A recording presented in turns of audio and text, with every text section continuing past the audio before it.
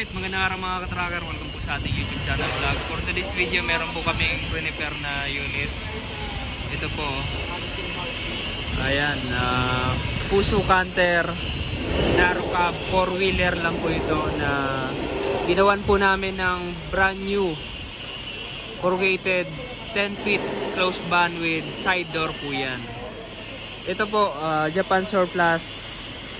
Ayan, ito po fully recondition. Fully repaint po siya. Ayan, ang kulay nito puti with royal blue. Hindi, dark blue to. So, ayan mga ka-tracker. Ayan, dinidetailed pa. Tanggal pa yung mga upuan. Pero ibabalik yan kapag tapos ng linisan. Complete standard accessories po yan. At ito, body po natin ay corrugated. Matibay po ito. Ayan. May side door po siya. Tapos, ang loob nito, ang panel niya, aluminum. Yung panel. Pwede naman plywood. Ito, may sapi pa to sa loob na plywood. Tapos, pinatungan ulit ng aluminum. Right? Kung makikita nyo po, hanggang ilalim yan. Tapos, checkered plate yung steel flooring niya. May isang one light. Ayan. Maganda po yung pagkakagawa niya. And then, silyado po yan. Ayan. Hindi po papasukin ng tubig kapag malakas yung ulan. 4-wheeler po ito. Tapos, ang ano niya, brake system, disc brake yung harap, drum brake yung likod. Suspension naman, naka coil spring yung harap, leaf spring yung likod. Ayan, 4-wheeler lang po siya, 4x2.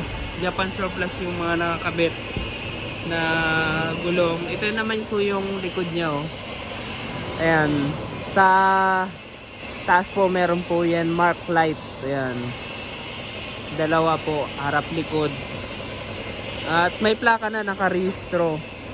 Ayan, yung ating plate, tail light. Ayan, may guard po yan. Stepboard natin, checkered plate na rin. Ito yung pinto sa likod. Ayan. Ito yung pinto sa likod, oh. Ayan, di ba? Maganda na po yan. So, ganitong unit mga ka-tracker. Talagang recon po yan.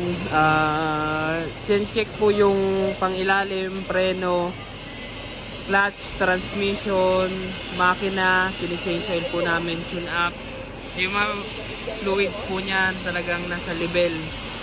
Ayan, nasa maayos. May warranty mga ka-tracker yung ating unit kapag recondition. Ang makina po nito ay 4M50. Ayan. Po,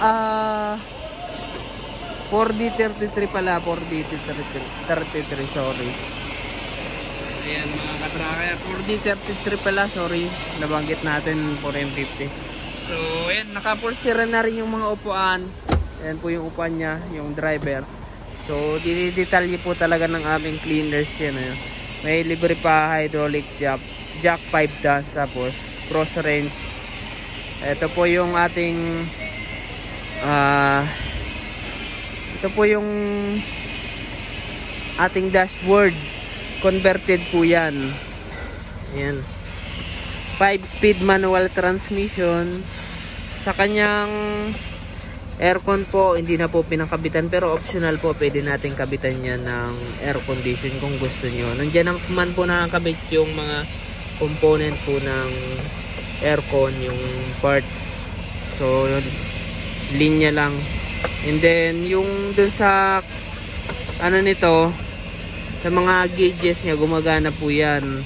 Ang odo po nito ay nasa 110,316. Ayan. So, yan mga ka-tracker. Punta lamang po kayo dito sa Barangay Mambugdos, Bacoor, Cavite, Calipil Marketing Corporation. Sa mga naghahanap po ng Japan Surplus truck, sa mga gusto po magsimula ng trucking or pang-partner sa negosyo, panghakot ba ng mga paninda. So, ganito mga ka-tracker, oh. Solid na po yan.